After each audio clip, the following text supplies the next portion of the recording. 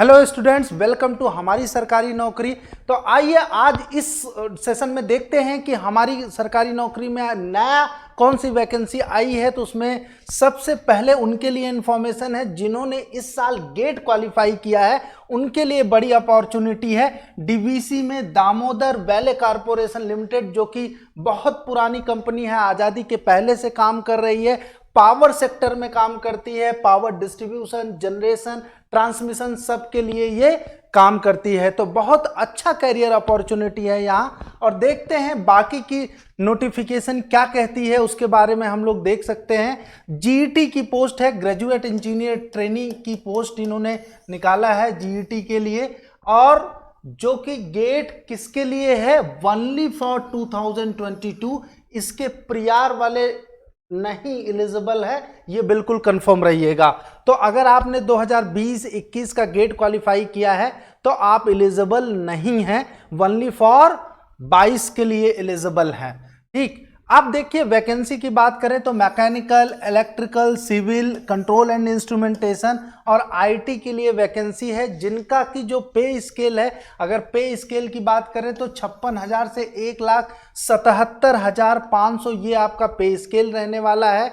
अपर as की बात करें, अगर एज की बात कर रहे हैं तो अपर एज जो है वो कितना है, 29 ईयर्स दिया हुआ है। और गवर्नमेंट ऑफ इंडिया का स्टैंडर्ड फॉलो होगा, जिसमें भी जो ओबीसी के हैं, एससी एसटी के हैं, उनको एग्जेम्प्ट किया जाएगा, यानी 3 ईयर 5 ईयर जो गवर्नमेंट ऑफ इंडिया का इंस्ट्रक्शन है रिजर्वेशन में, वो इसको फॉलो करेगा। तो उससे एकदम घबराइए मत कि वहां पे 29 ईयर लिया है, साफ साफ दिया हुआ है कि गवर्नमेंट ऑफ इंडिया को फॉलो किया जाएगा रिजर्वेशन के लिए। ठीक, नेक्स्ट बोलते हैं कि valid marks in the GATE 2022। अब यहाँ पे जो वैलिड मार्क्स हैं उन्हीं के आधार पे आपका सिलेक्शन होना है। इट मीन्स कि आपने जो पेपर दिया है, अगर ब्रांच की बात करें तो मैकेनिकल का जो गेट के पेपर का कोड होगा एमई, इलेक्ट्रिकल EE, सिविल का सीई, आईएन, ईसी। तो इन कोड में अगर आपने गेट क्वालिफाई किया है तो डेफिनेटली, क्योंकि इनकी सिस्टर कंसर्न ब्रांच दी हुई है।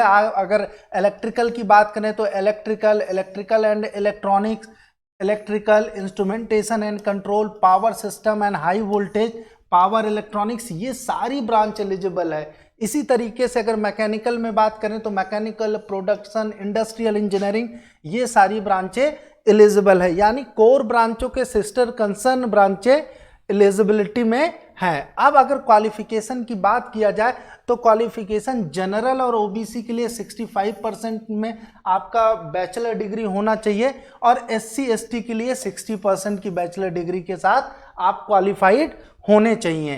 तो अगर आप ये क्वालिफिकेशन फुलफिल करते हैं तो डेफिनेटली आप इस फॉर्म के लिए जाइए।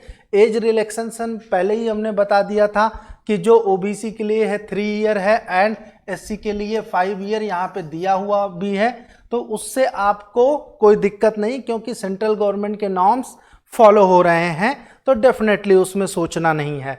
आगे सिलेक्शन प्रोसीजर की बात करें तो सिलेक्शन प्रोसीजर जो है वो आपका इस हिसाब से होगा कि गेट का जो मार्क्स है, ठीक, उसका जो वेटेज है वो 85% वेटेज जो दिया जाएगा वो गेट मार्क्स का वेटेज है। उसके बाद 3% का वेटेज जो होगा वो आपका जीडी का होगा। इसका मतलब GATE score card plus GD plus PI, 3 stage है। गेट स्कोर कार्ड का सबसे ज्यादा 85% वेटेज है, 3% वेटेज है आपका जीडी का, और 12% है पीआई का। यहाँ पे एक कंडीशन और रखी गई है कि अगर आप जनरल, ओबीसी या ईडब्ल्यूएस से बिलोंग करते हैं तो 50% मार्क्स पीआई में आपको लाने जरूरी हैं, जो कि 50 मार्क्स का होगा। और 50 में आपको कितने लाने हैं, 25 मार्क्स। अगर आप एससी एसटी से बिलोंग करते हैं तो 40% मार्क्स लाने जरूरी हैं, यानी यहाँ पे आउट ऑफ 50 20 मार्क्स लाने आपको जरूरी हैं।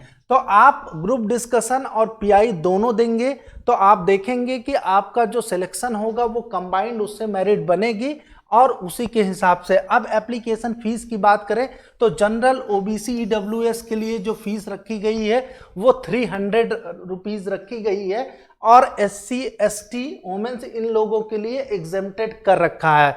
तो जो भी बच्चे भरना चाह रहे हैं तो वो पेमेंट करना है, उसकी फीस आप एकदम जान लीजिए कि 300 है और उसी के अकॉर्डिंगली आपको काम करना है।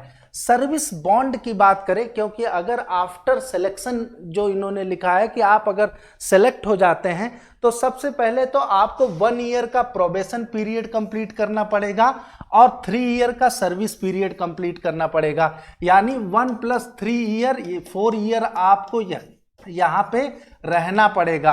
अगर 4 ईयर के पहले आप छोड़ते हैं तो आपको 5 लाख रुपीस देने पड़ेंगे।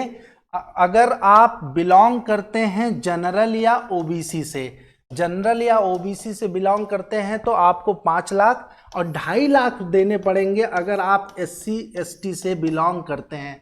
तो ये ध्यान में रखिएगा कि अगर आप सेलेक्ट हो जाते हैं और जॉब स्टार्ट कर देते हैं सिलेक्शन के बाद तो आपको ये बॉन्ड फिलअप करना पड़ेगा। 4 ईयर के पहले अगर आप छोड़ते हैं तो आपको ये पैसे रिफंड करने पड़ेंगे विद द इंटरेस्ट। नेक्स्ट अगर बात करें तो वो है जनरल इंफॉर्मेशन इंस्ट्रक्शन के लिए, तो वो सारी चीज़ें आपको है कि आप इंडियन सिटीजन होने चाहिए, आपका जो कंडीशंस दिया है वो सारे फुलफिल करते हो, आपके प्रॉपर डॉक्यूमेंट्स हैं जो अपलोड करने होंगे, ये सारी चीज़ें इन्होंने बता रखी हैं जनरल इंस्ट्रक्शन में। उसके बाद अगर बात करें कि अप्लाई कैसे करना है तो अप्लाई इनकी वेबसाइट पे चले जाइए और इनकी वेबसाइट पे जैसे ही जाएंगे वहाँ न्यूज़ का ऑप्शन आएगा, फिर कैरियर पे जाएंगे, फिर रिक्रूटमेंट पे जाएंगे, रिक्रूटमेंट नोटिस पे चले जाइएगा, वहाँ पे दिया होगा फॉर्म भरने का पूरा इंस्ट्रक्शन कैसे कैसे आपको फॉर्म भरना है। अब अगर बात करें कि क्लोजिंग डेट क्या है तो क्लोजिंग डेट जो दिया है इन्होंने 20 अप्रैल दिया है, यानी 20 अप्रैल को डेट क्लोज हो जाएगी।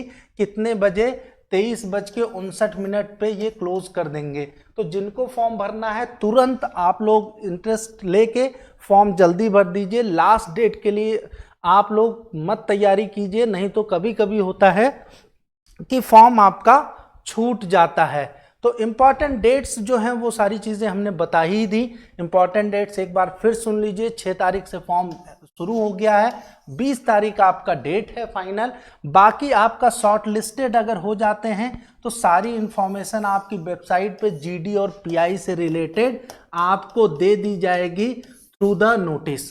तो बराबर आप चेक करते रहिए वेबसाइट ताकि आपको जीडी और पीआई की इंफॉर्मेशन करेक्ट मिल जाए। इसी के साथ अगर आप तैयारी में लगे हुए हैं तो हमारा जेनिक का लर्निंग ऐप आप डाउनलोड कर लीजिए। ये जेनिक लर्निंग ऐप है, डाउनलोड कर लीजिए। यहाँ पे आपको तैयारी से रिलेटेड बहुत सारे मटेरियल्स आपको मिलेंगे जिससे कि आप अपनी तैयारी को अच्छे से कंटिन्यू कर सकें। और नेक्स्ट अपडेट के साथ मैं जल्दी ही आपसे मिलता हूँ। तब तक के लिए थैंक यू टू ऑल।